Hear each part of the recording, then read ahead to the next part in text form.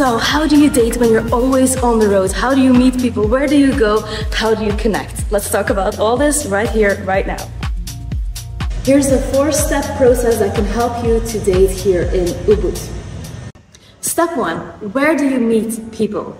Right now there's online tools like Bumble where you can connect and meet in a cool cafe. But the last 7 years I've met incredible people and had dates in a couple of really cool places.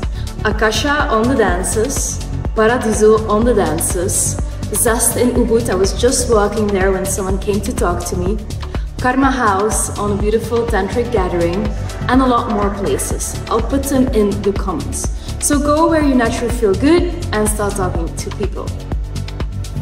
Step 2, the dating process. So when you start putting yourself out there, you're going to dances, to cafes, you'll have a lot of attention. Learn to embrace going to these places by yourself and just look around. I say look at 4 levels of connection. There's of course the physical, but there's also the emotional, the mental and the spiritual level to get started meeting someone.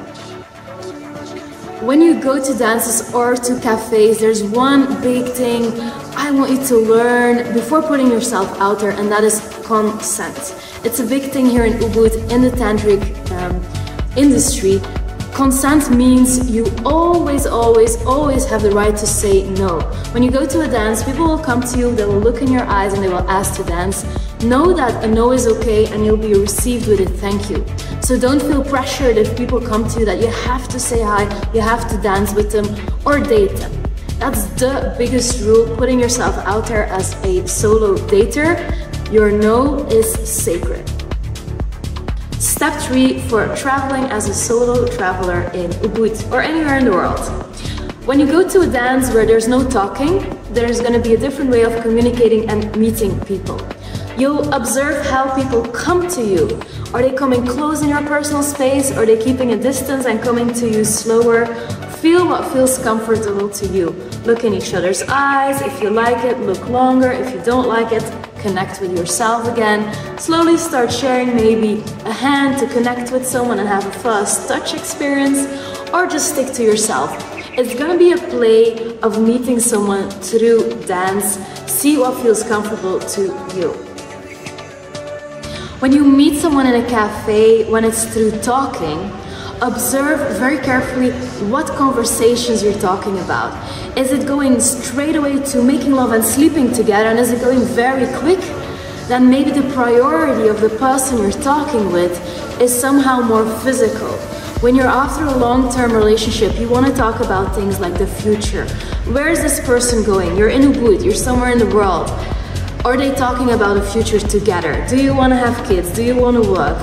Talk about your future to see if there are parts in your future that connect, and keep building that until you have this feeling we could potentially have a future together. These tips are if you want to have a long-term relationship, which is what most people ask me when they travel. How do I attract long-term relationships when I'm always moving around? I'll share with you some topics of conversation that you can get into if you want to build a long-term relationship while you're on the road. I'll also put them in the comments. Here they are. Travel experiences. See how this person travels and how you like to travel, and imagine if you could be traveling together. The benefit of solo life versus relationships. A lot of people who travel like being alone. Are you looking for a relationship to travel together, or do you want to be alone? Figure out where the person is at. Failures and challenges. Are you with someone who can be vulnerable and who's sharing a lot of parts of themselves, or against, are they staying more to the physical connection? Family, kids, dreams and plans, personal values. What do you think is important? Do you tip or not? Generosity, sharing. How do you split the bill? Who pays? What's your values and what's the roles of your partnership, of your relationship? Lifestyle choices. Do you want to settle? Do you want to travel? Do you want a bit of both? Business and entrepreneurship. Are you becoming an entrepreneur? Do you want to work for a company? It's going to affect where you live in the world. Favorite places and experiences. If you have all these same favorite places, that could really work. Even if you don't have the same favorite places, it can also work, but you'll know where you're going to be going in the future if you stay connected.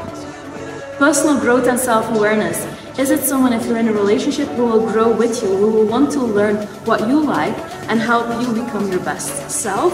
Or is it someone who wants to stay how they are for the rest of their life and not change any habits? Very important to know. By engaging in these open, meaningful connections, you really have a quick understanding and can build trust in a couple of minutes or hours and know who is in front of you.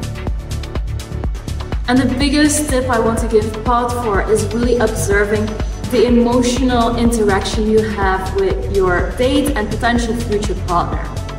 Is there space to speak?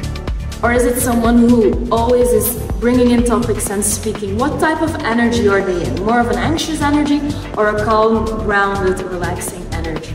And what is your preference? Understanding and empathy. Do you feel heard in those first 30 minutes of talking to this person?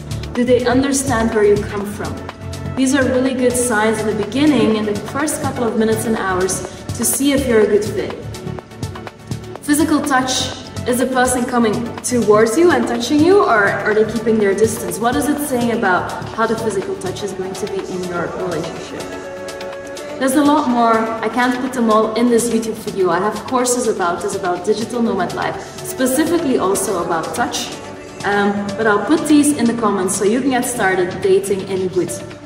That was it for this tiny part of how to date as a solo traveler while you're on the road. I think Martin's ready to go explore some more pools here in the beautiful Eden estate in Ubud. Have fun!